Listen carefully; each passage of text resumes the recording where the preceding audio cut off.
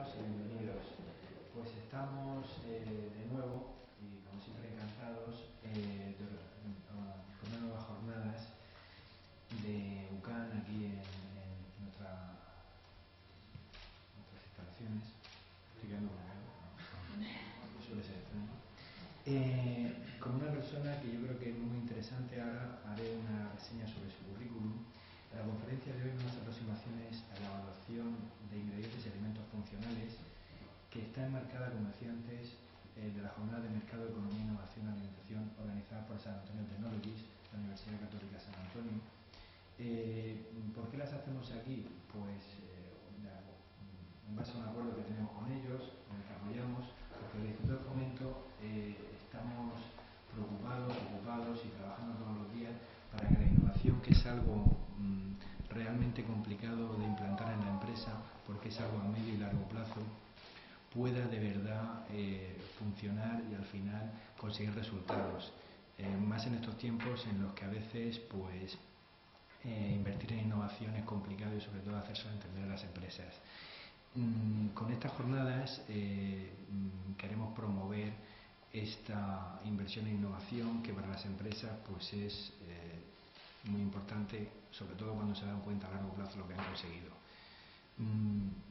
Igual que hacemos estas jornadas, estamos intentando analizar cómo se puede dar una formación básica para que las empresas entiendan el resultado que se obtiene cuando se innova, cuando se trabaja y se intenta ser competitivo. Y yo voy a hacer una presentación rápida, pero me tengo que detener en el currículum porque, espero que me perdone Daniel, pero es que he estado leyendo y digo, ¿cómo lo resumo? Es que es muy complicado. Bueno, es licenciado y doctor en Ciencias Biológicas por la Universidad de Valencia. El doctorado lo hizo sobre genética molecular en la empresa farmacéutica Antibióticos S.A. Ha sido catedrático de Tecnología de los Alimentos de la Universidad de Valencia, profesor de investigación del Instituto de Agroquímica. En la actualidad es director científico y consejero delegado de la empresa Biotecnología Biopolis, de la que va a hablar hoy. Dicha empresa tiene como socios al CSIC, Central Lechera Asturiana, TAL de Capital Riesgo y la empresa francesa Naturex. Sus resultados tecnológicos están protegidos por más de 30 patentes nacionales e internacionales y ha publicado más de un centenar de artículos en revistas internacionales de prestigio. En cuanto a premios, pues también tengo que aquí leer varias frases. Tiene el premio de la Sociedad Española de Microbiología, premio a la trayectoria científica del Instituto Danone, premio europeo de divulgación científica, premio nacional de investigación Juan de la Cierva, premio internacional Hipócrates y la medalla al fomento de la invención de la Fundación García Cabrerizo, y es miembro del Comité Científico de la Agencia Española de Seguridad Alimentaria y Nutrición y del Consejo Rector del Consejo Superior de Investigaciones Científicas. La verdad es que es un currículum que es complicado de tener, pero por eso estamos encantados de que esté hoy aquí y nos dé una clase, imagino que magistral, y nos hable de los alimentos funcionales, que son algo que yo creo que tiene un futuro importante y que no sé si Estrella nos puede ampliar algo más, porque yo ya en la parte técnica me pierdo. Bueno, Estrella Núñez, que imagino que la conocerán, la vicerrectora de investigación de la Universidad Católica San Antonio y vicedecana de Tecnología de los Alimentos. Pues si quiere decir unas palabras. Buenos días a todos, muchas gracias por venir. Como siempre, continuamos con la jornada de Economía, Mercado e Innovación en la Alimentación, que, como bien ha dicho Antonio, organiza San Antonio Technologies con la Universidad Católica y con el Instituto de Fomento. Además, este año también colabora la Fundación Seneca en la organización de las jornadas. Bueno, yo solamente quería agradecer enormemente a Daniel que esté con nosotros esta mañana, porque además José Antonio lo sabe, compañero del departamento. Nosotros con Daniel siempre hemos tenido una relación muy especial. Para nosotros es el científico, o entre los científicos modelos en los que nos podemos fijar, porque su trayectoria es tan completa, como que pues cuenta con más de 100 publicaciones, pero a la vez transfiere sus resultados por el número de patentes que tiene, y la mayoría de ellas en explotación. Pues como muy bien ha dicho Antonio en su currículum, además de ser catedrático de la Universidad de Valencia, también es profesor del Consejo, por lo tanto tiene cubiertos todos los palos. Además de generar conocimiento, lo transmite.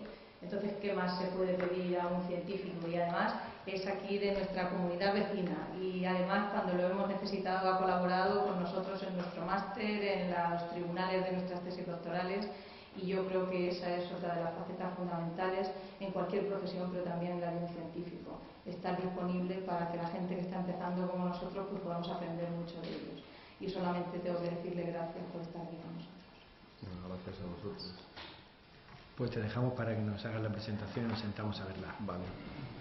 Pues muchísimas gracias. Es un placer estar en Murcia, donde me siento como en mi casa. De hecho, he pasado varios minutos saludando amigos porque tengo la fortuna de tener muchos amigos, muchos y muy buenos en Murcia, tanto en lo público como en lo privado. Como os he dicho, pues yo trabajé antes en lo público, hace ahora 3 años decidí pedir la excedencia, irme a tiempo completo a lo privado, y eso es de lo que les quiero hablar hoy. Y me gustaría dividir mi charla de hoy en 4 bloques distintos. En el primero, entrar a la discusión de por qué necesitamos alimentos funcionales.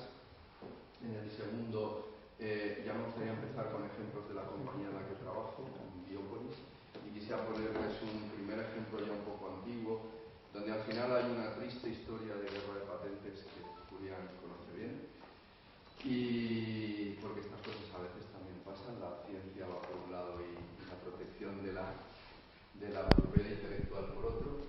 En tercer lugar, me gustaría hablar de un desarrollo interno de nuestra compañía que para nosotros es punta de lanza en el sentido de que es algo que acabamos de empezar y que sabemos que hasta dentro de 10 años no vamos a recoger frutos. Es algo que tiene que ver con el cacao y el Alzheimer.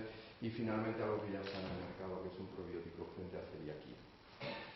Bien, primero decirles que Biopolis es una compañía, como antes se mencionó, que esta semana ha cumplido 10 años de vida.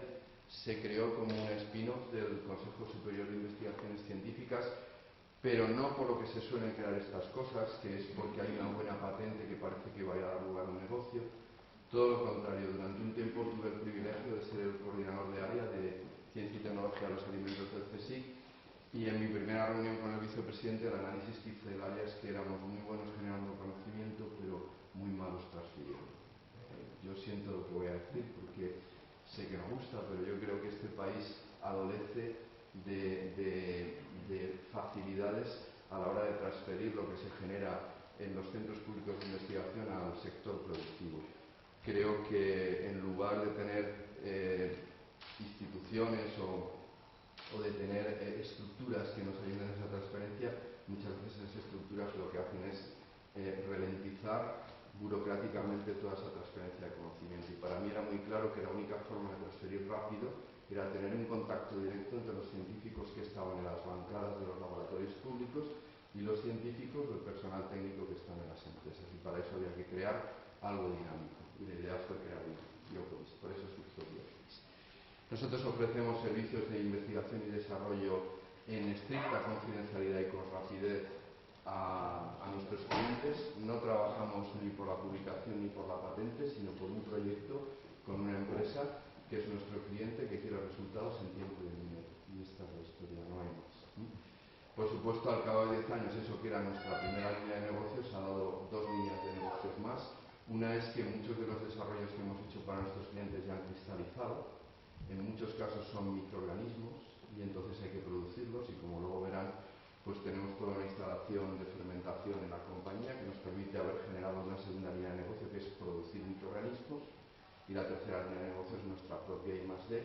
He de decirles que cuando creamos la compañía tuvimos muchísima suerte porque nuestros socios nos dijeron que habían hecho un estudio de mercado y que había demasiadas compañías biotecnológicas en este país viviendo al fondo público, y que su análisis era que, pues estoy hablando de 10 años atrás, lo que nos prohibían era pedir fondo público. No podíamos ir a ningún proyecto público hasta que entráramos en beneficios, y teníamos 2 años para entrar en beneficios. Esto, que fue un aldabonazo, se reveló como, para mí, la razón por la cual hoy en día estamos sobreviviendo, porque nos obligó a buscar clientes del principio. Entonces, cuando ya pasaron 2 años pudimos ir a fondo público, hemos estado en algunos proyectos y con eso hemos generado nuestra parte de I+D interna, que ahora estamos empezando a comercializar, y es la tercera línea de negocio. Y por supuesto todos estos trabajos los hacemos como cualquier compañía privada en estricta confidencialidad, intentando proteger cuando hay una mínima ventana de protección intelectual. Los socios los tienen aquí. El CSIC en un principio tenía un 40%, a los 4 años, cuando la compañía iba francamente bien, decidió vender en primera instancia y se quedó con un 12%. Está Central Lechera Asturiana, que tiene aproximadamente un 25%. Tal de Capital Riesgo, pues también con un 23-24%. Y al principio teníamos una compañía que fue absorbida por Naturex, y Naturex ahora, que es una compañía francesa en el mundo de los ingredientes funcionales, tiene aproximadamente un 20%. El resto está en manos de trabajadores de bio.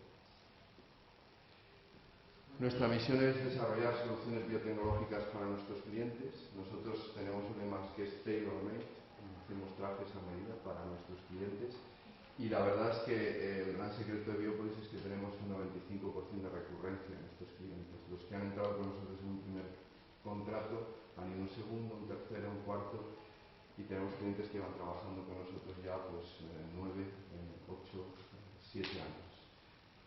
Al principio siempre pasa lo mismo, hay un pequeño contrato, lo entendemos perfectamente, nos quieren conocer, pero luego se viene otro y otro y otro, y al final hay un momento en el que notas que te abren sus puertas y te dicen, mira, tengo claro que eres un partner con el que puedo confiar, y aquí está de verdad mi problema, porque ninguna empresa te cuenta de entrada sus problemas reales. Esto creo que todos los que trabajamos en la empresa lo tenemos clarísimo.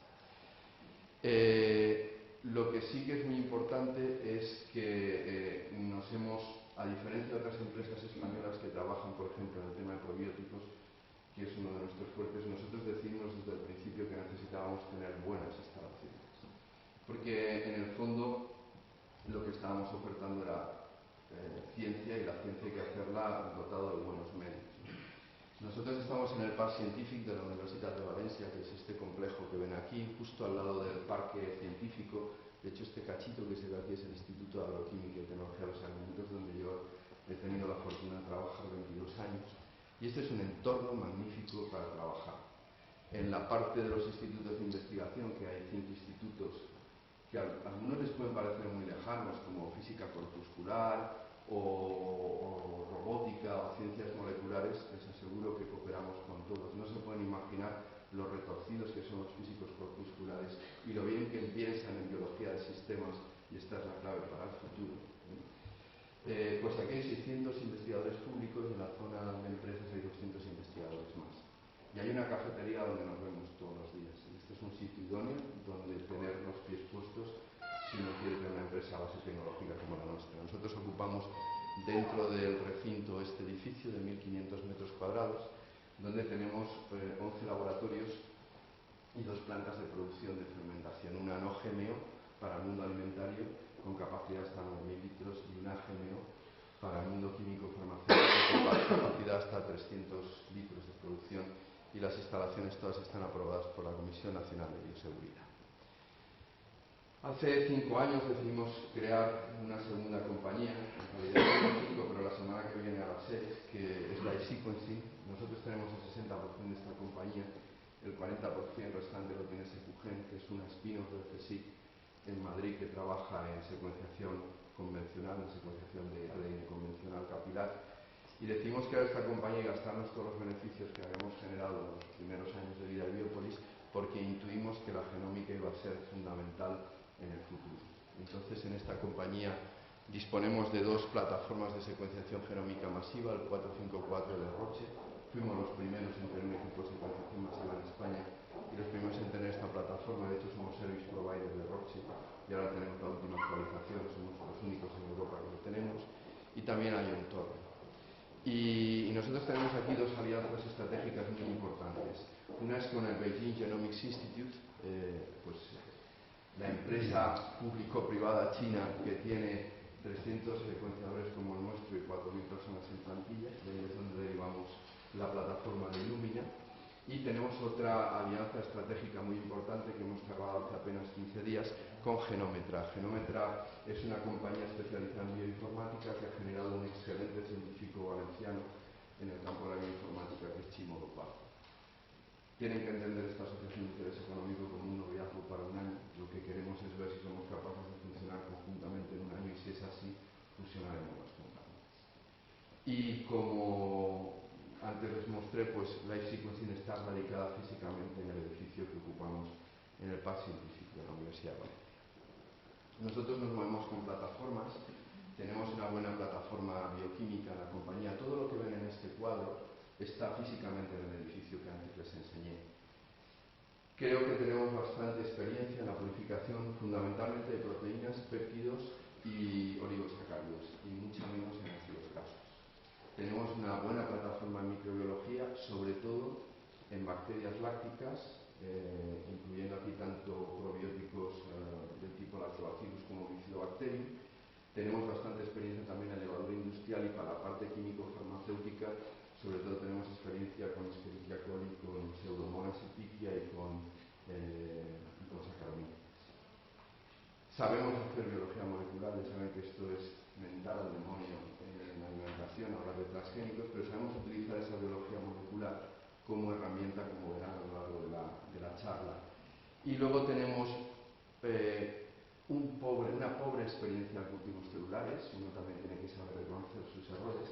De hecho, prácticamente el laboratorio de cultivos celulares está cerrado porque hace 6 años nos decidimos a utilizar este organismo chiquitín que ven aquí, que se llama Phenobarbitis elegans. Es un gusano que mide 1 milímetro, tiene 1020 células y 18.725 genes, de los cuales un 50% están conservados con respecto a humanos. Esto quiere decir que, como luego verán, en este gusano hemos mimetizado obesidad humana, hemos mimetizado Alzheimer, hemos mimetizado envejecimiento, y es el modelo que utilizamos para escrutinios masivos y generación de datos ómicos. Y como antes les indiqué, pues tenemos una buena estructura de fermentación, que comienza con un escalado con microreactores de 3 mililitros, y de ahí sube a 1 litro, 2, 5, 10, 20, 50, 300, 1500 y 3000 litros hasta llegar a la planta de producción. También tenemos radicada, como antes comenté, la compañía Life Sequencing en este edificio, y tenemos la alianza con el Beijing Genomics Institute que mencioné. Y hemos externalizado tanto la metabolómica como los modelos de virus. Uno no puede hacerlo todo, el mundo es muy grande y hay que buscarse unos partners. Entonces, nuestra metabolómica, desde hace 5 años la tenemos con una alianza comercial con Metabolon, que es una compañía norteamericana radicada en Carolina del Norte, y todo el trabajo metabolómico directamente lo mandamos a Estados Unidos, y somos la parte comercial de Metabolon en España. Y luego todos los trabajos con rata y ratón.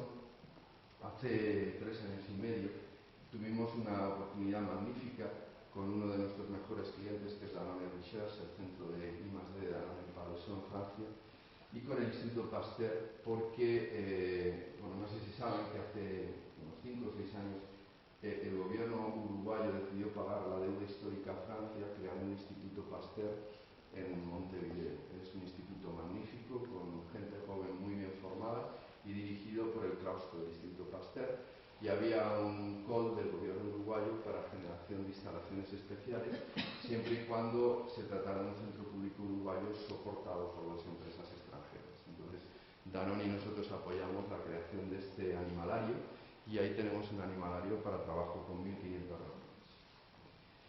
Pero esto no es lo más importante, que al final las cosas las hacen las personas, y cualquier empresa la levantan o la hunden sus trabajadores, del primero al último, y más en ciencia, donde lo que hacemos es generar ideas y vivimos de nuestras neuronas. Por lo tanto, desde el primer momento la obsesión de Biopolis era tener los mejores. Y hicimos una apuesta en su día muy difícil, y los que están aquí, que trabajan en el centro público, lo entenderán perfectamente, porque decidimos no apostar por postdocs de segunda, tercera, cuarta generación. ¿Por qué? Porque estaban muy acostumbrados al mundo académico, a publicar, a patentar, que debo de dejar clarísimo que es importantísimo. Antes la periodista que me hacía la entrevista al entrar me preguntaba por ciencia básica y aplicada. Es que eso no existe. Quien habla de ciencia básica y aplicada es porque en el fondo no sabe lo que es la ciencia. Solo hay buena ciencia, y de la buena ciencia nacen las aplicaciones. Entonces nosotros decidimos coger gente que estuviera por esa idea de ir a aplicaciones. Y para eso tienes que cogerte gente joven, muy bien formada, y que entienda que hay vida más allá de lo público. Porque al final nosotros lo que tenemos que darle a un cliente no es un artículo ni una patente, es un resultado en tiempo y en dinero. Hicimos una apuesta fuertísima por eso, y por la pluridisciplinaridad, que es fundamental. Entonces, esta es la plantilla de Biopolis, Por supuesto, el príncipe y la princesa no trabajan en Biopolis, simplemente vienen a visitarnos.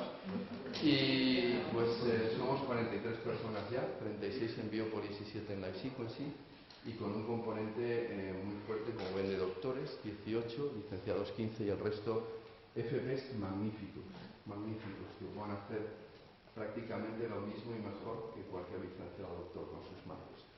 Y tenemos todas estas formaciones: biólogos, biotecnólogos, farmacéuticos, bioinformáticos, ingenieros agrónomos, químicos, ingenieros químicos, tecnólogos de alimentos y el componente extraño desde el punto de vista científico, que es una abogada, y varios economistas que están, por supuesto, en el departamento financiero y en el departamento de comercialización. Biopolis dirige su investigación a dos campos, que es el de la alimentación humana y animal y el de la química fina y farmacia. Pero lo que hemos intentado buscar son nichos donde hubiera sitio de trabajo. En la alimentación, claramente el nicho es la alimentación funcional. En el sector químico y farmacéutico nos hemos ido mucho por la posibilidad de utilizar microorganismos como factorías de reproducir compuestos de alto valor añadido, fundamentalmente para la industria química. Por lo tanto, estoy hablando de bioenergía y de building blocks. En el campo de la alimentación, que es el que hoy nos interesa, pues no hay más que repasar un poquito los datos y hablar con 2 o 3 empresas alimentarias gordas para entender que tiene un especial interés en el link entre alimentación y salud. Estos son los datos del Leatherhead Food de finales del 2011, donde lo que venían a decir es que se había incrementado el mercado mundial de alimentos funcionales 1.5 veces desde el 2003 al 2010. Ese dato visto así, dice, bueno, una vez y media no es mucho, ¿no? Lo importante es que la tasa anual de crecimiento compuesto, lo que los ingleses llaman el CAGR, estaba por arriba de los 2 dígitos.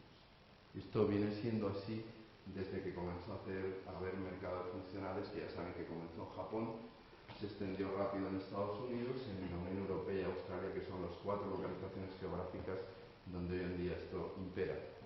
Pero esta es la foto fija de hoy. ¿Dónde vamos a ir?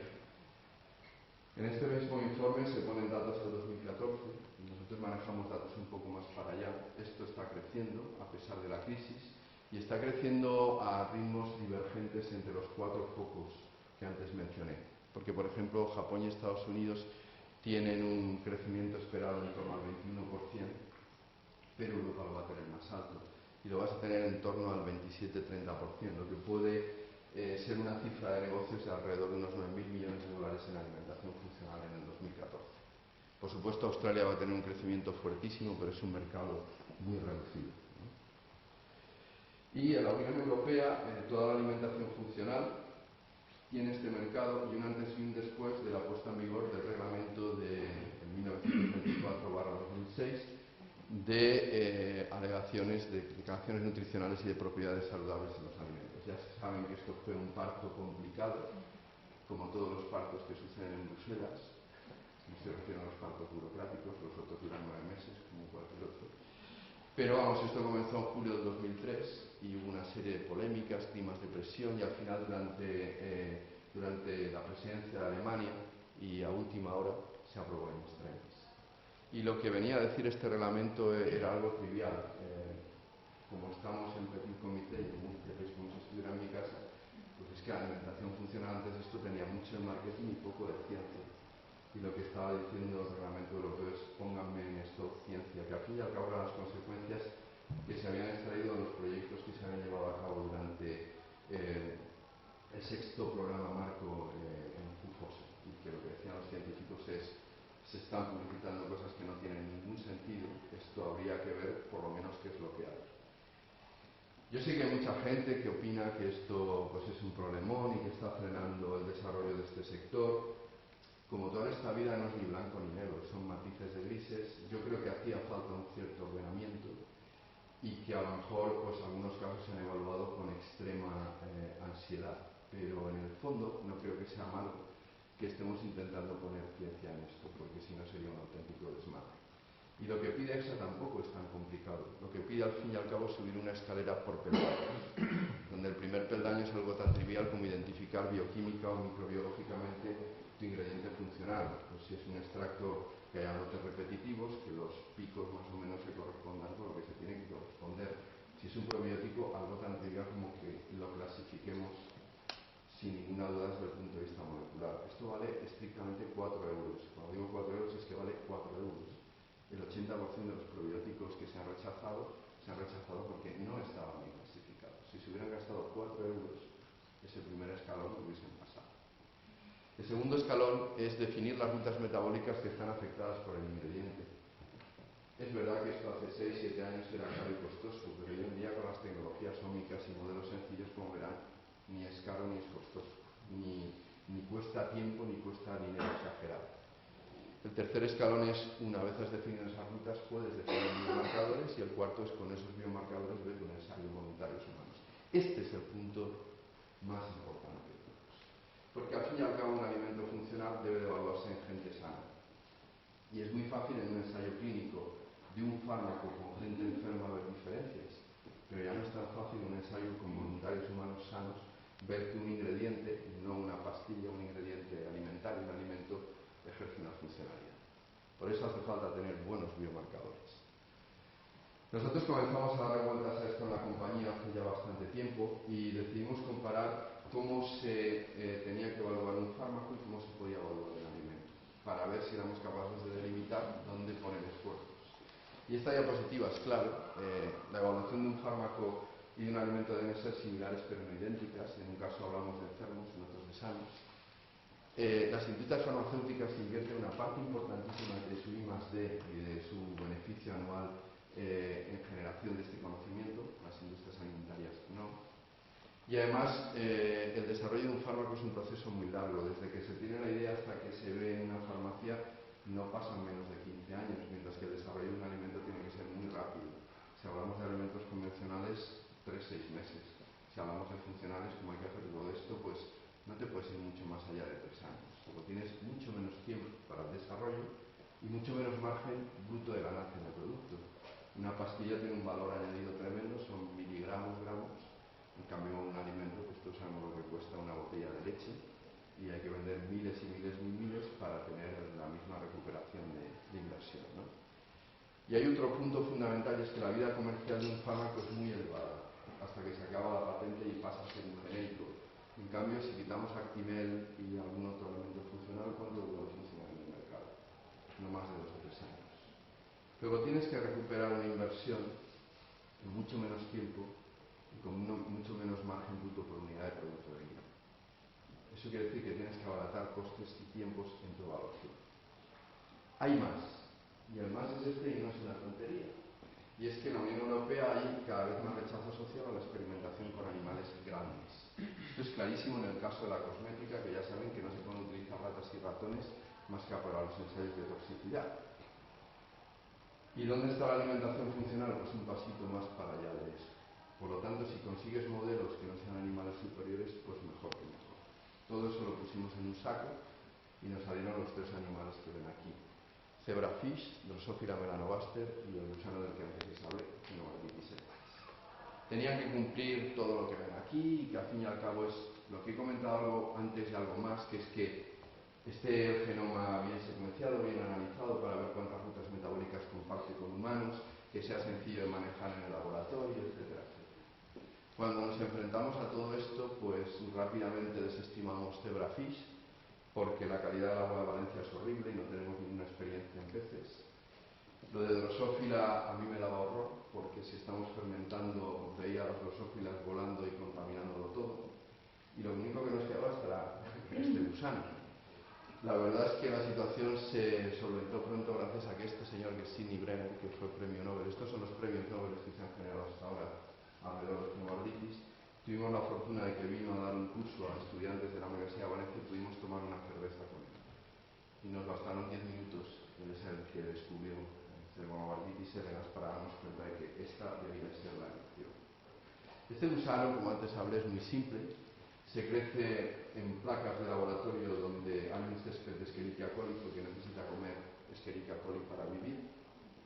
Y lo mejor es que ni es fitopatógeno ni es zoopatógeno, con lo cual uno necesita unas instalaciones especiales. El genoma está totalmente secuenciado, de hecho fue el primer genoma animal secuenciado y muy bien anotado, y como antes les expliqué, comparte un montón de genes con los humanos. Y luego hay una buenísima una RNA interferencia. Y ponernos ciatos. Y a partir de aquí les voy a contar algunos ejemplos. Empezaré con el de efecto antioxidante de los polifenoles de cacao para que vean cómo se puede utilizar este tipo de microorganismos. Cuando comenzamos este trabajo, que fue muchísimos años atrás, casi al principio de Biopolis, tuvimos un cliente que era Nutraceutical, que produce cosas en torno al cacao, pues manteca de cacao, polvos de cacao, que nos comentaron que, por lo que ya sabíamos, el cacao tiene una historia de salud. Había buenos trabajos de la chocolatera norteamericana Mars que demostraban que aproximadamente 1 gramo de polifenoles de cacao al día, sobre todo catequinas, epicatequinas y procianidinas, bajaba mucho el índice de riesgo cardiovascular y bueno, pues de ahí se deducía que sería muy interesante tener un polvo de cacao enriquecido en polifenoles. Lo que les pedimos es que nos contaran cómo hacían los polvos de cacao. Esta gente tenía y tiene factorías en Ecuador y en Guinea y nos enseñaron un vídeo de cómo producían los polvos de cacao en Ecuador. Esto era en medio de la selva, ellos arrancaban el fruto del cacao, lo desperdigaban en el suelo y ahí sufría algo que metafóricamente llamaban fermentación natural, que era que ya se pueden imaginar, los microorganismos del ambiente fermentaban aquello. Cuando nos enseñaron aquello nos quedamos con la boca abierta, porque cuando uno produce un daño mecánico como es retirar un fruto del árbol a una planta, lo primero que se inmediatamente activa es la expresión del gen que codifica polifenol oxidasa, que es la enzima que toma algunos polifenoles, los convierte en pigmentos melaniformes que tienen actividad antifúngica y eso hace una primera barrera de entrada a la contaminación. Por lo tanto, tenían un sistema diseñado para destruir aquello en lo que estaban interesados, que eran polifenoles. La fermentación microbiana, pues mucha gracia tampoco le haría, porque miramos algunos de los microorganismos que estaban creciendo allí y todos tenían también polifenol oxidasa. Pero claro, hay que ponerse en la piel del cliente y cómo inactivas eso en medio de la selva. Pues es bastante sencillo. Un macroexperimento de coger frutos de cacao y sumergirlos en agua a 90, 95, 100 grados, 5, 10, 15 minutos, nos dio un par tiempo-temperatura de 95 grados 5 minutos, que era el propicio para inactivar totalmente las polifenol oxidasas. Y eso se puede hacer en medio de la selva. Lo único que necesitas es una piscina con agua caliente y se puede hacer. El siguiente consejo fue: ¿para qué queréis fermentar? Habíamos hecho mucho trabajo con ellos de ver cómo estas fermentaciones generaban volátiles que daban flavor al cacao, pero lo que iban a vender no eran polvos de cacao con flavor, sino polvos funcionales.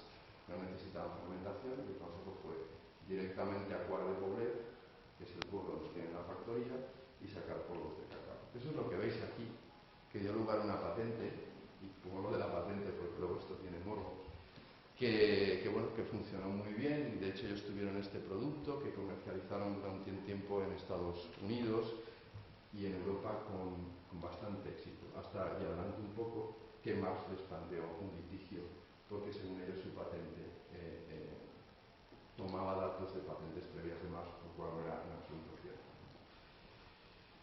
Nosotros hicimos más trabajo, y este trabajo lo hicimos en colaboración con una gente de Murcia, como no, que además es un excelente amigo, Paco Tomás, y que tiene un grupo de referencia mundial en polifenoles, y fue Paco el que identificó muy bien cómo era el perfil de polifenoles de este producto, y fue con la gente de Paco con la que hicimos este pequeño ensayo biológico que ven aquí, con voluntarios humanos que tomaban batidos hechos con los polvos de cacao convencionales o con Cocoanox. Y como ven, 2 horas después de la ingesta, pues los que habían tomado el polvo de cacao enriquecido en polifenoles tienen un pico de actividad antioxidante de sangre. Y a partir de ahí en Biopolis decidimos, era el tiempo en el que estábamos pensando con empezar con el gusano, ¿por qué no utilizar estos polvos de cacao como prueba de concepto?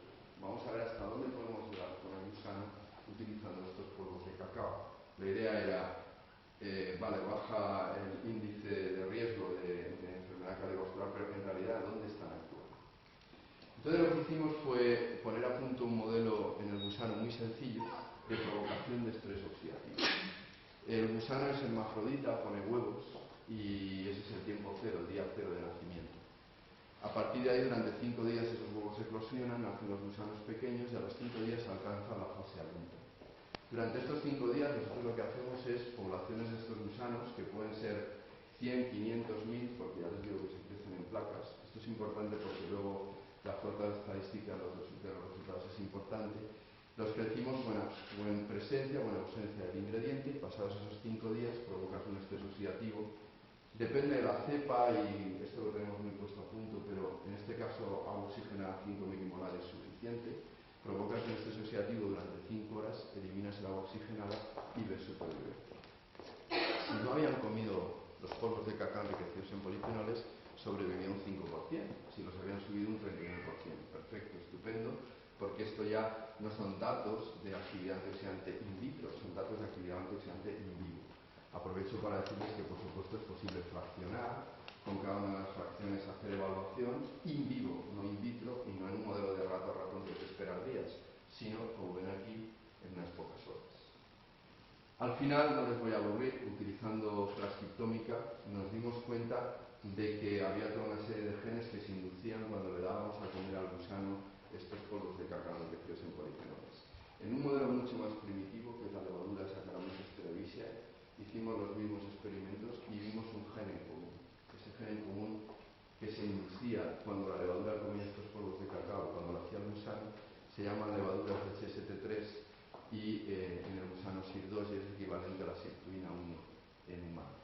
Hay mutantes de pérdida de función parcial en SIR2, en elegans, conseguimos uno de ellos y, como ven, lo que vimos es que había un bajón de la supervivencia similar a la cepa SIR2. Esto lo que te está diciendo es que en un modelo animal, al menos esta proteína, igual otras, pero menos esta, está interactuando con este producto que estás analizando. La gran ventaja de elegans es que se sabe muy bien lo que hace esta sirtuina. Esta sirtuina lo que hace es desfosforilar este factor transcripcional, y entonces este factor transcripcional se mueve del citoplasma al núcleo y dispara la expresión de genes que tienen que ver con longevidad. Superóxido dismutasas, catalasas, cosas que previenen el estrés oxidativo. En el fondo, de lo que estamos hablando es de la ruta de señalización de insulina. Este gusano no produce insulina, produce 18 péptidos similares a la insulina, pero a partir de ahí todo está conservado con respecto a humanos, porque los 18 péptidos son reconocidos por este receptor de membrana que se llama LAP2, que es el equivalente al receptor de insulina, y a partir de aquí hay 2 señales de fosforilación sucesivas como en humanos, y el equivalente de las 16 es FOXO en humanos. Luego hablaré más de esto con un ejemplo. Si esto era verdad, el gusano tenía que vivir más tiempo comiendo durante toda su vida polifenoles de cacao. Y este es el experimento. Es un experimento donde no hay estreses, simplemente 2 poblaciones de gusanos, una con la dieta normal y otra con la dieta enriquecida en polifenoles. Y como pueden ver, la esperanza de vida, que ojo, este dato no es equivalente al de humanos. En nemátodos entendemos que la lifespan es el día al que vive la mitad de la población. Son 15 días cuando no han comido el ingrediente y 18 días cuando lo han comido. Esto lo publicamos a finales del 2011 en Journal of Agricultural and Food Chemistry, más que nada porque necesitábamos algo que enseñar a los clientes, y por eso lo publicamos. Hemos hecho el mismo experimento en peces, en colaboración con José Luis Muyol, que es un investigador del Hospital ACE de Valencia. El experimento ha durado 2 años, un poquito más de tiempo, y el resultado es exactamente el mismo. Y ahora estamos haciendo el mismo experimento en ratas. Y como antes les decía, cuando se desarrolló este producto, llegó al mercado, lo que para alguien que trabaja en tecnología de los alimentos como yo, siempre es muy agradable. Y de hecho Hershey vendió en Estados Unidos durante bastante tiempo chocolate enriquecido en estos polifenoles utilizando este extracto, incluso Linde en Europa. Lo que pasa es que hubo este litigio legal, y este litigio legal acabó con 3 años de litigio legal en Estados Unidos, $3 millones, y una decisión al final de, bueno, corramos un tupido velo. En medio de una venta de esta compañía a los que ahora son nuestros socios, Naturex, y ellos decidieron llegar a un acuerdo con Mars, a pesar de que les aseguro que la patente no infringía. Pero esto a nosotros nos dio la opción de tener un modelo. Y entonces, un buen cliente como Danone, nosotros empezamos con Danone España como cliente hace 7 años. A los 6 meses Danone España nos había llevado a Danone Research. Y fue hace como unos 5 años que un excelente inmunólogo de Danone Research, que se llama Gianfranco Broncone, es un tipo formidable, Le comentamos, mira lo que tenemos, esto, las sirtuinas, esto huele bien, parece que el gusano puede ser un buen modelo molecular. Inmediatamente el ecólogo nos dijo, si pudierais evaluar en el gusano probióticos, qué fantástico, qué pena que no lo podáis hacer. Entonces nos quedamos mirándonos y dijimos, ¿cómo que no? Si come coli, no le poníamos citralcoli y darle probióticos. Y esto es lo que van a ver en las próximas diapositivas. En esencia, nada más sugerimos aquello encima de la mesa, y a Franco, que es un tipo entusiasta, ya nos dijo, os pongo la colección de Danone para que nos hagáis un escrutinio de estrés oxidativo. Y eso es lo que hicimos. Comenzamos con una colección de 99 cepas, 9 streptococos, 75 lactobacilos y 15 bifidobacterias. Y nos inventamos esto que veis aquí, que es un escrutinio masivo, que es en realidad para lo que sirve ELEGAS, para hacer escrutinios masivos y definir rutas. Al final habrá que ir a ratón, pero para eso sirve ELEGAS. Como no puedes escrutar de golpe 100 cepas en medio sólido, porque sería muy tedioso, se nos ocurrió un escrutinio en medio líquido, que es el que veis aquí, donde el único truquillo, que si queréis verlo está en la patente, es una patente a medias compartida entre Danone Research y nosotros, es con un citocoli para poner el probiótico, porque no voy a ir quitándolo uno por uno. Entonces, para eso están los antibióticos. Lo que se nos ocurrió fue tratar con antibióticos que mataran coli y no mataran a nuestras cepas probióticas. Entonces, lo que hacemos es crecemos una cepa especial de ELEGANS en las placas de cultivo hasta que llegan a la fase que antes visteis, y ahí lo que hacemos es inhibir coli, meter los probióticos durante 3 días, comen eso, provocamos el estrés y vemos qué pasa. Y los que salen bien de este primer escrutinio sólido, que podemos hacer muchísimos de golpe, ya los pasamos por el escrutinio sólido. No os voy a hablar. Hicimos esto y al final lo que vimos es que ningún estreptococo ni ninguna de las bifidobacterias analizadas eran capaces de revertir estrés oxidativo. Y de todos los lactobacilos que habíamos escrutado, solo 3 lo hacían. Y en particular uno de ellos, que es este que veis aquí, en el ensayo medio sólido fue el que mejor resultados dio. Es un Lactobacillus rhamnosus que tiene este código, y os digo que en este escrutinio había otros muchos Lactobacillus rhamnosus que no hacían esto, luego era algo específico de esta cepa. Bueno, a partir de ahí lo que hicimos fue un experimento de transcriptómica. Le dimos a comer a ELEGANS o coli, o esta cepa de Lactobacillus rhamnosus, u otra cepa de Lactobacillus rhamnosus que no era esta. Extrajimos RNA, vimos que genes estaban activando y sorpresa. Lo que estaba activado era la ruta de señalización similar a insulina, la que visteis antes, el metabolismo de lípidos y la respuesta a estrés que tiene que ver con el sistema inmunitario innato. Evidentemente, ELEGAS no tiene sistema inmunitario complejo, pero tiene innato. ¿Qué hay de común en todo esto? Solo hay un factor transcripcional común, DAF16, que antes os mostré. Entonces aquí hicimos una serie de experimentos que se pueden hacer muy rápido en ELEGAS, y os da idea un poco de la facilidad de mover este bicho, porque en días confirmas que eso que estás viendo, sin necesidad de hacer biología molecular complicada, utilizando mutantes es verdad. Por ejemplo, si teníamos un mutante en DAF16 que existe, no veíamos un incremento en la esperanza de vida, como visteis en el caso anterior con SIU2, pero en este caso con el factor transcripcional. Luego, DAF16 y ese metabolismo de lípidos y un gen que vimos que se había inducido nos permitió darnos cuenta de que es que este gusano iba a adelgazar. Entonces, sabemos cómo medir la obesidad de este gusano, tiñendo con rojo nido, que se deposita sobre acúmulos de grasa. Y vimos que efectivamente este gusano tenía una reducción de grasa muy importante, un 34% con respecto a la cepa silvestre. Utilizando un mutante en ese gen que habíamos visto, que está perfectamente identificado, pues no había reversión. Por cierto, deciros que esto ha sido motivo de una segunda patente compartida entre las dos compañías. Y a partir de ahí se nos ocurrió, discutiendo con Gianfranco, y él es un experto en inmunología, algo fascinante. Y era, bueno, en ELEGAS ya lo hemos escurrido todo. Hemos llegado hasta que esto está controlado por DAF16. ¿Existe equivalente a DAF16 en humanos? Sí, FOXO. Y entonces él nos dijo, sí, pero todo lo que señaliza FOXO en humanos señaliza NF-kappa-beta y tiene que ver con inflamación. Entonces, ELEGAS no tiene autólogo a NF-kappa-beta. Pero daros cuenta de lo que nos habíamos hecho sin darnos cuenta, es buscar un escrutinio donde nos habíamos dirigido hacia algo que podía señalizar inflamación.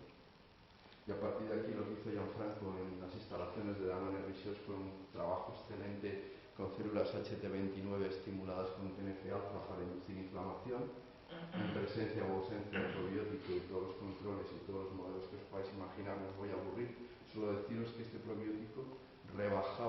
como ninguno las ratios de citoquinas proinflamatorias. Y lo que hicimos fue un último estudio con el Instituto Pasteur de Lille, que tienen un modelo gold standard de rectocolitis inducida por TNBS, ratones Valve C. Y bueno, aquí tenéis los resultados, no os voy a aburrir, pero el coeficiente de Wallace fue de 3,4 en el grupo control con el placebo, 1,5 con prednisolona y 2,4 con esta cepa. En realidad habíamos encontrado una cepa con un fuerte efecto antiinflamatorio. Pero daros cuenta que ahora tenemos un modelo de escrutinio bestial en elegans para buscar algo que tenga que ver con inflamación en humanos, aunque el gusano no tiene inflamación. Cualquier cosa que pase por la 16 sabemos que va a dar esto, y lo hemos comprobado, os lo aseguro, con bastantes cosas distintas. Lo único que tenemos que hacer es ver que revierta estrés oxidativo en la cepa silvestre y no lo haga nada artificial. Cacao y Alzheimer es una cosa que nos interesó hace tiempo, esto es un desarrollo interno de la compañía. Por supuesto, los dos ejemplos que os he contado los puedo contar porque me han autorizado a hacerlo. Los trabajos con Danone los publicamos en PLOS ONE en el mes de diciembre. A nosotros desde hace tiempo, por contactos con algunos clientes como Nestlé, ya sabéis que Nestlé ha creado un instituto en Lausanne, el Nestlé Institute of Health, solo para investigar en Alzheimer y cáncer. Y os aseguro que es un instituto alucinante, he ido a verlo ya un par de veces y es increíble las instalaciones de metabolomica y genómica y la gente tan buena que tienen dentro. Bueno, pues por eso a nosotros nos interesa empezar en nuestra I+D interna, pensar en alimentación y Alzheimer. Ya sé que esto parece una locura y que es a larguísimo tiempo, pero estamos convencidos de que entonces, en su día, y os estoy hablando de 4 años atrás, empezamos a darle vueltas al Alzheimer. Para los que no estéis familiarizados, pues hay una proteína precursora del amiloide que todos tenemos y que tiene una función biológica normal, pero en un momento determinado, si sufre una proteólisis por una prolinendopeptidasa muy específica, genera el péptido amiloide, que es un péptido de 42 aminoácidos. Cuando hay estrés oxidativo, este péptido tiende a aglomerarse con otro péptido y empezar a formar un conglomerado que va a más, formando fibrillas y al final dando lugar a los acúmulos típicos de la enfermedad de Alzheimer y al final a este cerebro totalmente necrosado. Luego, por lo tanto, en un problema de Alzheimer hay en principio una actividad prolinendopeptidasa, un estrés oxidativo y una agregación de la placa. Bueno, podemos estudiar todo esto. Estudiar prolinendopeptidasa está chupado. Venden un paranitrofenil derivado que simplemente cuando corta de llevar a paranitrofenil lo mides por densidad óptica y lo pusimos a punto en placas y lo miniaturizamos. Como habéis visto antes, teníamos el modelo de estrés oxidativo en elegans, in vivo, y lo único que nos faltaba es el de agregación. Entonces lo que hicimos fue licenciar una patente a Chris Link de la Universidad de Missouri, que tiene un gusano transgénico que expresa el péptido amiloide humano bajo el control de un promotor que solo se induce si bajas la temperatura del bicho. El bicho a 26 grados vive feliz, pero en cuanto le bajas la temperatura empieza a expresar este gen y agrega el péptido. Lo que pasa es que claro, el gusano solo tiene 204 neuronas y donde se acumulan en las neuronas que inervan el estómago del animal. Resultado, que el animal al cabo de 24 horas se queda totalmente paralizado y solo puede mover un poco la boca y el ano. Entonces lo que medimos es tiempo para la aparición de la parálisis, buscando alargar esos tiempos. Bueno, teníamos todos los modelos y lo que hicimos fue coger los 200 residuos agroalimentarios distintos, porque la idea era buscar algo de residuo para dar valor añadido y pasarlos por los 3 fenotipos, a ver si encontrábamos algún residuo que diera un positivo muy alto en alguno de ellos o a lo mejor positivos en los 3. Y encontramos uno que es un residuo que se llama el barquillo de cacao, que es lo que queda luego de sacar la manteca del cacao. Y este daba una cierta actividad prolinendopeptidasa, una cierta reversión de estrés oxidativo y una cierta retardo en la aparición de la parálisis en el gusano. Lo que nos dimos cuenta, analizando la composición de este residuo, es que tiene mucha fibra y mucha proteína, y por una serie de evidencias indirectas rápidamente pensamos que lo que estábamos viendo eran péptidos. De hecho, si tratábamos con proteasas comerciales, incrementábamos un poquito los 3 fenotipos. Entonces lo que hicimos fue coger este cocoa barquillo, tratarlo con proteasas comerciales y bioquímica pura y dura. En 2 pasos de cromatografía, una de interacción hidrofóbica y una de fase reversa, conseguimos fracciones que tenían un fuertísimo efecto antioxidante un fuertísimo efecto de retardo de la aparición de la placa y algo de inhibición del prolinendopeptidasa. Y las identificamos por malditosa. Y bueno, aquí tenéis, por ejemplo, esta fracción 8 de la cromatografía en fase reversa. Mirar qué capacidad antioxidante tiene, muy similar a muy superior a la de la vitamina C, y retarda la aparición de la parálisis. Sorpresa, había 17 péptidos en esa fracción y todos venían de la misma proteína, que es una proteína mayoritaria del cacao, que técnicamente se llama 21 kilodaltons proteína de semilla, pero que es el inhibidor de la tripsina. De hecho, lo que veis aquí subrayado es la zona que se supone que inhibe la tripsina. En realidad, nuestros 17 péptidos venían de una zona interna de 42 aminoácidos. Y lo que hicimos fue romper esa zona, o ver de los 17 péptidos donde nos caían cada uno, y decidimos coger estos dos para la zona izquierda y estos dos para la zona derecha. Son péptidos que habíamos visto en el maldito, y sintetizarlos, síntesis química in vitro, para trabajar con cada uno de ellos de forma aislada.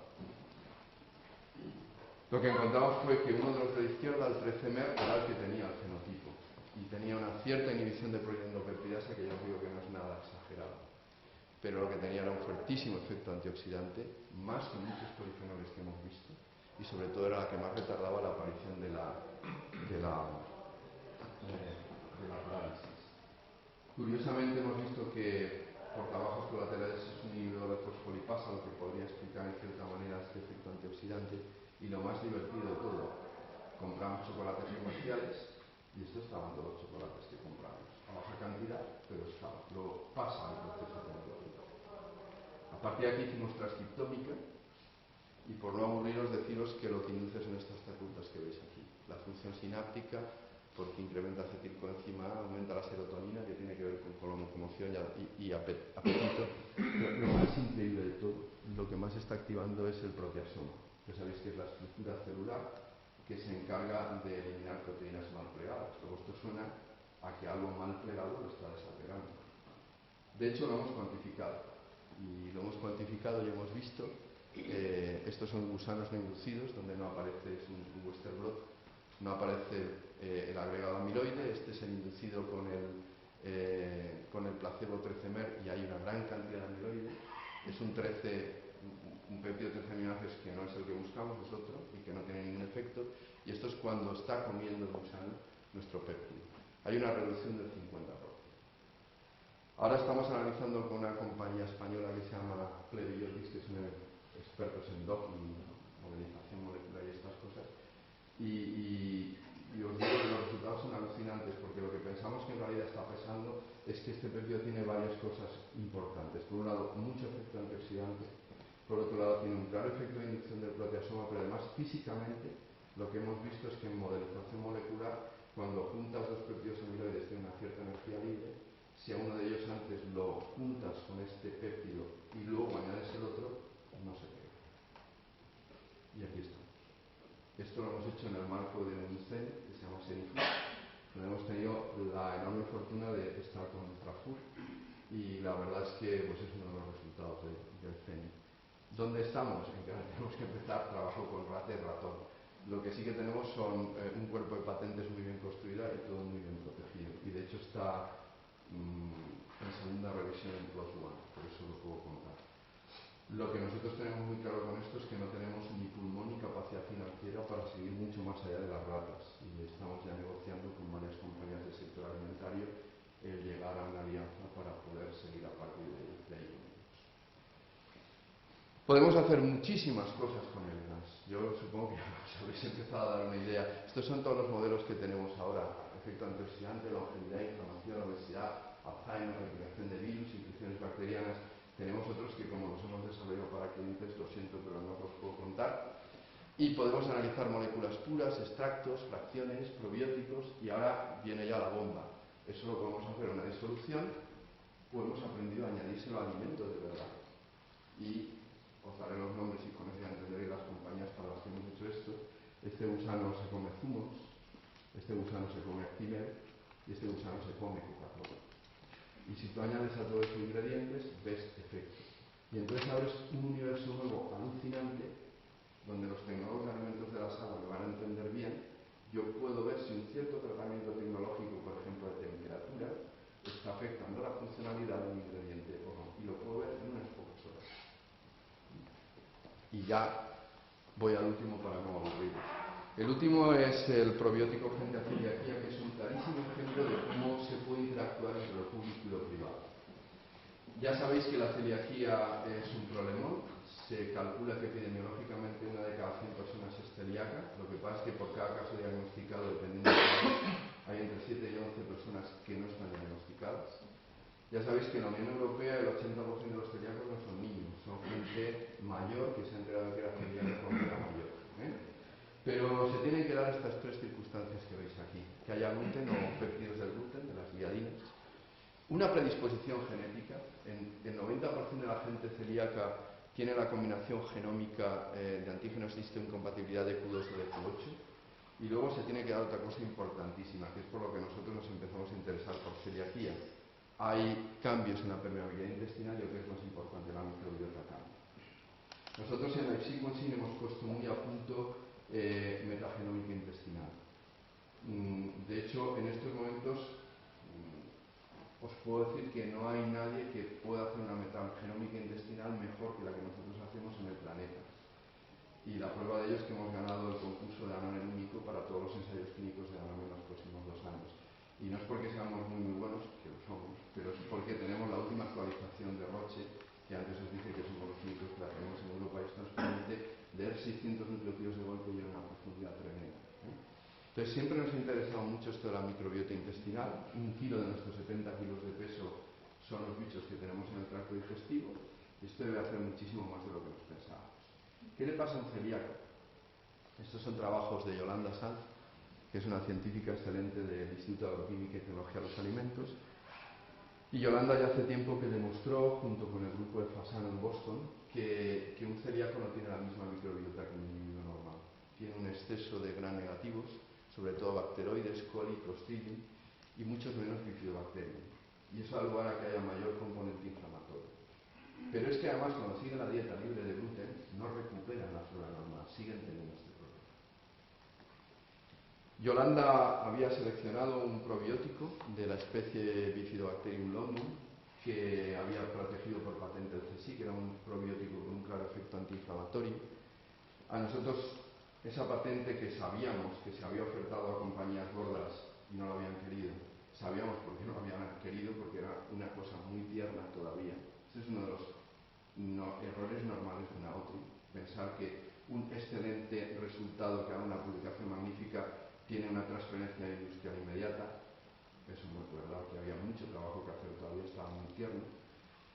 Lo que sí que nos interesaba mucho es, primero, que Yolanda es muy fiable, si ya decía que era antiinflamatorio, y segundo, que Bifidobacterium longum está en el listado QPS y en el listado FDA-GRAS, con lo cual sonaba bien. Entonces licenciamos la patente en exclusividad CSIC, y lo que nos comprometimos a partir de ese momento es al tipo de negociación que solemos llevar cuando lo hago en un grupo público. Nos parece que es realmente importante, que es decir, te vamos a poner dinero, pero no queremos que hagas tú solo el desarrollo, vamos a repartirnos el trabajo. Te vamos a poner dinero para que tú hagas lo que sabes hacer, que en el caso de Yolanda era el preclínico y el clínico. De hecho, esto se ha hecho en el mismo framework del CNCN Food que antes comenté. Y nosotros en Biopolis vamos a hacer otra investigación, que es ver que esto cumple seguridad alimentaria según FAO y OMS, y hacer el estado de la industria. Porque si no, no tenemos nada. Y el pacto con el grupo de Yolanda fue: si esto lo logramos hacer en 2 o 3 años, entonces esto sí que va a estar maduro para que se lo cree una industria alimentaria. Bueno. Este probiótico tiene todas las características de un probiótico: resiste acidez, resiste sales biliares, se adhiere a mucina, incluso si se lo das a voluntarios humanos lo recuperas en heces vivo, pasa al tracto digestivo. Pero lo más importante que tiene, esto es otra propiedad interesante, pero bajo mi punto de vista no demasiado importante, tiene un cierto efecto antimicrobiano frente a las especies que están de subida en un celíaco, que es Bacteroides, Clostridium, Escherichia coli, Pseudomonas pseudotoca, Staphylococcus. Lo más importante es lo que veis aquí, y es que esta cepa es capaz de degradar de forma bastante efectiva los péptidos de la gliadina, y en concreto este, que es el 33-mer, que es uno muy complicado. La verdad es que nosotros, por trabajo previo con clientes y trabajo interno en Biopolis, tenemos que sepas que es que lo degradan totalmente, no dejan ni rastro. El problema es que no son probióticas, no logran pasar el tracto digestivo, y esta, aunque lo degradaba menos, era probiótica. Y ese fue otro motivo que nos interesó muchísimo. Y muchas de las propiedades que vais a ver de este probiótico se entienden por este fenotipo. Entonces, este fenotipo dispara una respuesta antiinflamatoria hasta en 3 modelos de cultivo celular humano distinto. En células mononucleares de sangre periférica dispara la citoquina antiinflamatoria interleuquina 10 y reduce TNF-alfa.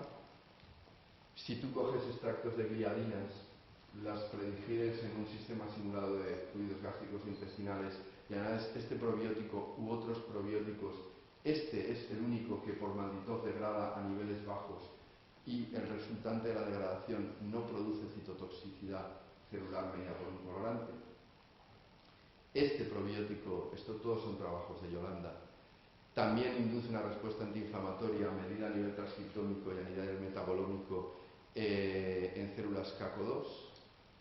El secretoma que inducen estas células es radicalmente distinto en presencia o ausencia del probiótico. En ausencia, y si estás utilizando las gliadinas, detectas en el secretoma proteínas relacionadas con apoptosis, inflamación y desorganización del esqueleto, señales de probiótico, todo eso desaparece y aparece una estasis del calcio. Y finalmente Yolanda demostró con gente de la Academia de Ciencias Checa que también inducía respuesta antiinflamatoria en un modelo de células dendríticas. Fue muy complicado hacer el ensayo en ratones porque no hay un modelo de celiaquía, entonces se utilizó un modelo en rata recién nacida donde se induce una inflamación intestinal con interferón gamma. Aquí tenéis los resultados histológicos. Mirad cómo estaban todas las microbiosidades del grupo que había recibido placebo. Nada de todo eso aparecía cuando habían tomado este probiótico. Además se recuperaba la altura de los enterocitos y los marcadores inflamatorios en el placebo de ratas estaban subido TNF-alfa, bajado la interleuquina 10 antiinflamatoria, justo la respuesta contraria cuando las ratas habían comido el probiótico. Vaya, aquí se ha perdido la figura, pero era el escudo de la OMS. Hicimos en Biópolis evaluar la seguridad alimentaria siguiendo las directrices de OMS. Estos ensayos in vitro y ensayos in vivo. In vitro, producción de aminas biógenas, de conjugación de sales biliares, ratio láctico, resistencia a antibióticos de uso hospitalario, ningún problema. Hicimos en nuestras instalaciones del Pasteur en Montevideo todos los ensayos de toxicidad aguda, tanto ratas normales como inmunodeprimidas, para ponernos en el peor de los casos y una dosis exagerada de probiótico, ningún problema, ninguna translocación. Secuenciamos el genoma completo en la exítosis, relacionadas con patogénesis, con virulencia o con resistencia a antibióticos. Desde el punto de vista de la seguridad alimentaria, no hay en el mercado un probiótico más analizado que este. Y luego estas son dos colegas, Javi y José, en nuestra planta de producción. Escalamos la producción y el secado por biogenización. En ese momento ya tienes algo maduro. Y lo único que te falta es entrar en los ensayos clínicos. Hicimos un primer ensayo fase 1 con voluntarios humanos, simplemente para probar que la ingesta del probiótico no producía trastornos intestinales de diarreas, de aires, vómitos, nada de todo esto sucedió. Y ya fuimos al ensayo que ha durado 2 años con niños celíacos al comienzo de dieta libre de gluten. Han sido niños entre 2 y 14 años y se han hecho en el Hospital Sant Joan de Reus y en el Hospital Sant Joan de Déu de Barcelona. Y bueno, un grupo recibió placebo, otro el probiótico por 3 meses. Los resultados han sido realmente impresionantes. Hemos visto una disminución de TNF-alfa y linfocitos CD3. Hemos visto que los niños que tomaban el probiótico ganaban talla de forma estadísticamente significativa más que los que no lo hacían y tenían una tendencia al incremento de peso, pero esto no era estadísticamente significativo. Y lo más interesante de todo, al estudiar la microbiota, lo que vimos es un descenso de bacteroides, un descenso de Clostridium, un descenso de todas las gram-negativas y un incremento de bifidobacterias. Aquí tenéis parte de lo que ya está publicado. Hay 8 publicaciones en estos momentos en torno a este probiótico y ahí fue donde ya llegó una compañía grande en el entorno de este CENIC cuando lo contamos. Central Lechera no llegó por ser cliente. Nosotros tenemos un acuerdo entre socios que ellos no tienen ninguna información respecto a lo que estamos haciendo, pero sí que estaba en el CENIC, como estaba Ordesa, y por días fue Central Lechera Asturiana la que dijo me interesa. Y está en el mercado desde el 1 de diciembre en 2 formatos distintos, un bote de leche deshidratada donde está este probiótico y todos los micronutrientes para los cuales los celíacos tienen problemas, que es selenio, zinc, hierro, vitaminas del complejo B, o en este otro formato que tiene 14 sobrecitos. Esto se disuelve y da un vaso de leche y con tomar uno al día sobra. Evidentemente que se pueden hacer muchas más cosas. Hemos licenciado en exclusiva para alimentación y España este producto a la central lechera, pero tenemos todo lo demás abierto. De hecho, ahora estamos negociando con otras compañías alimentarias fuera de España y con varias compañías farmacéuticas la producción de pastillas, porque antes os dije que, claro, es un producto dirigido a niños, pero el 80% sería con los niños. Y bueno, pues este es el cambio de modelo de Biopolis, que luego de 10 años ahora tiene cosas que producir, como este probiótico en su planta piloto, licencias que vender. Bien, y esto era lo que os quería contar. Aquí tenéis los que hacen Biopolis. Este es el grupo de biotecnología alimentaria, este es el grupo de biotecnología microbiana, este es el grupo de producción, esto es Life Sequencing, este es el grupo de marketing y ventas y este es el comité de dirección. Y gracias a ellos, pues tenemos todo esto. Muchas gracias.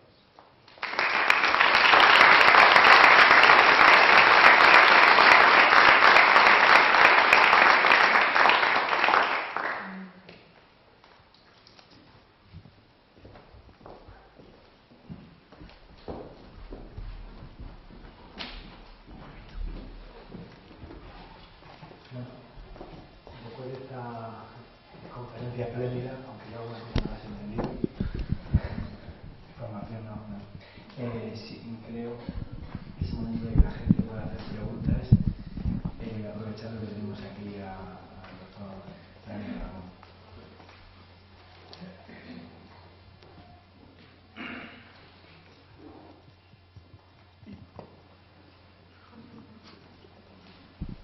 Buenos días.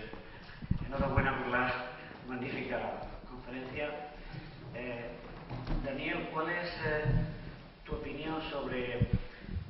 Sabemos que la mayor parte de valoraciones sobre potenciales ingredientes en el mundo funcional que han rozado durante muchos años el mundo de la planta medicinal, ingredientes activos, relativamente bien catalogados, que han cubierto quizás esos dos primeros peldaños en la escalera que has propuesto y que pueden faltar pues quizá algunos biomarcadores, aparte del ensayo clínico.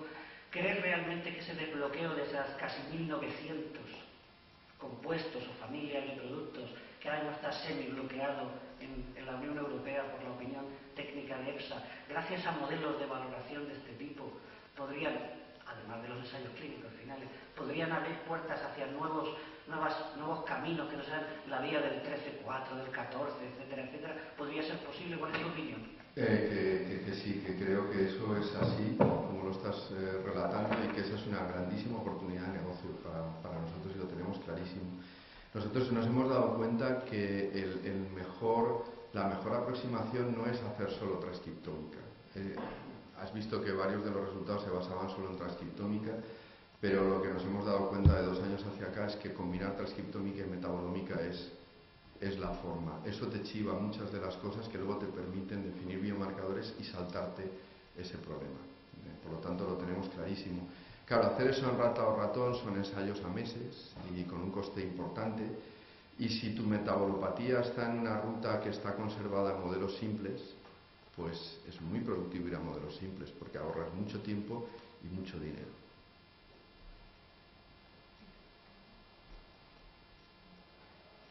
Yo más que una pregunta quería hacer un comentario, porque sí que quería haber hecho una pregunta, pero ya después de la conferencia no tiene lugar. Hace un par de semanas estuve en una charla de Life Sequencing y entonces quería haber preguntado de cuál era la relación entre la otra compañía, pero ya veo que es muy directa. Y bueno, que hace un par de semanas disfruté como una enana en aquella charla de secuenciación masiva donde aprendí muchas cosas. Esta mañana también, una charla excelente, muchas gracias. No, gracias a ti. Life es nuestro primer hijo, esperamos tener más. Y para que os hagáis una idea, es una empresa que está en resultados positivos desde el primer año de su creación. Esto es rarísimo. Y yo creo que lo que hace es llenar un hueco que no estaba bien establecido. Pero También te tengo que decir que esto de la genómica va a tal velocidad que a nosotros nos tiene bastante preocupados, porque compras una máquina, esta máquina que os he contado del 454, de entrada nos costó 850.000 euros. O sea, la razón de que nosotros tengamos un 60 y se cogen un 40 es que entre las dos empresas sumamos 850.000 euros, nosotros el 60 y ellos el 40, nos gastamos todo lo que habíamos ganado. Pero es que al año de comprarla sacaron los Illumina el High-Sec 2000 y eran otros 600.000 euros que ya no pudimos comprar. Luego salió Ion Torrent, que era más barata, que eran 160.000, pero ahora la perspectiva es que a final de este año sale Oxford Nanopore.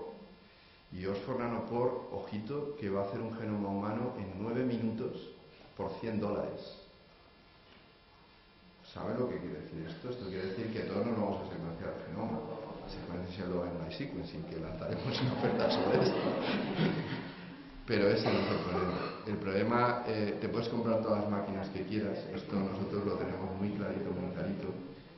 Y de hecho en este país se han comprado todas las máquinas que se han querido. El problema es la interpretación de datos. Generar la secuencia de DNA, los datos de DNA se ha convertido en un commodity. Esto nosotros lo tenemos claro desde hace 4 años y por eso decidimos la alianza con los chinos, porque nunca íbamos a poder competir con ellos. Ellos tienen, como os dije antes, 300 máquinas y además unos costes mucho más reducidos que los nuestros. La gente piensa que el coste es salarial, aunque el salario medio en China ha subido muchísimo, pero no es tanto eso como los costes que tienen de compra de equipamiento y de reactivo. Porque claro, cuando yo voy a Illumina a comprar un equipo, Illumina me pide 800.000 euros. A los chinos no les pide 800.000 euros. Tienen más de la mitad de sus equipos en el mundo. De hecho, son los que prueban sus versiones beta. Entonces sospechamos que los chinos compran a menos de la mitad que nosotros los equipos. Pero luego viene la gorda y es los reactivos, que es lo que encarece. Porque claro, yo tengo un basal de coste que es lo que me cuestan mis reactivos. ¿A cuánto venderían ustedes reactivos a una empresa como BGI, que es la consumidora del 60% de sus productos, de sus reactivos, por el suelo? Entonces, hace ya unos años que nos dimos cuenta de que competir con esto era un absurdo y que era mejor aliarse. ¿Dónde está la fuerza en la interpretación bioinformática? Por eso nuestra obsesión de meter bioinformáticos en plantilla y de esta alianza estratégica ahora con Genómetra, que son unos tipos buenísimos, porque tenemos claro que al final es la interpretación de datos bioinformática la que te va a poner en unas condiciones mejores o peores. Y en metabolómica pasa 3/4 partes de lo mismo. ¿Por qué nos fuimos con metabolón? No les descubro nada si les digo que en España hay muchísimos centros públicos haciendo metabolómica, algunos de ellos muy bien, pero ojo, en una rutita muy concreta que es la que le ha interesado ese grupo de investigación. Pero cuando uno está en una empresa, cada cliente te va a traer una cosa distinta. Entonces lo que nosotros nos decidió ir a Metabolón es porque Metabolón es una compañía que se generó hace ahora 15 años como una spin-off de Novartis. Esto Novartis ya lo ha hecho varias veces y es muy interesante, es que tiene una tecnología interna que les funciona muy bien y se cogen 3 o 4 empleados y les dicen, si te animas, haces una spin-off y te ponemos pasta. Entonces crean una nueva compañía y así generaron Metabolón. Yo cuando fui a verlos a Raleigh, lo que más me impactó es que las máquinas las movían 3 personas, que había 36 personas en la plantilla de esa compañía y estaban facturando $15 millones al año, y que la fuerza comercial eran 3 tíos, el resto que eran bioinformáticos. Pero eran bioinformáticos en plataformas por rutas metabólicas, es decir, ellos tienen los bioinformáticos especializados en el metabolismo de ácidos grasos, los bioinformáticos especializados en el metabolismo central. Entonces, cuando tú vas con algo, en función de los datos que salgan, van a ese grupo. Claro, la calidad de los resultados es impresionante. Y por eso nos fuimos por ahí. De nuevo, ¿cuál es el truco? El truco es la interpretación. Generación de datos la puede hacer cualquiera.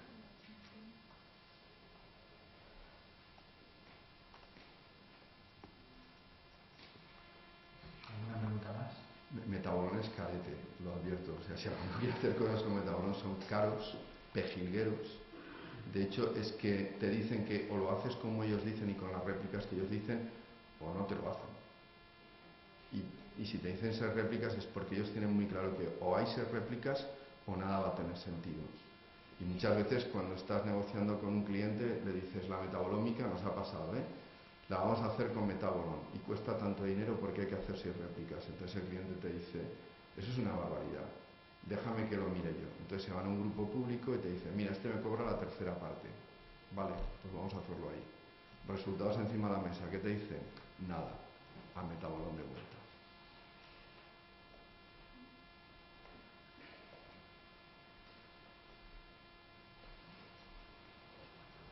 Bueno, aquí está mi correo electrónico por si queréis algo. Tardo a contestar, pero los fines de semana me suelo dejar el correo a cero. O sea que...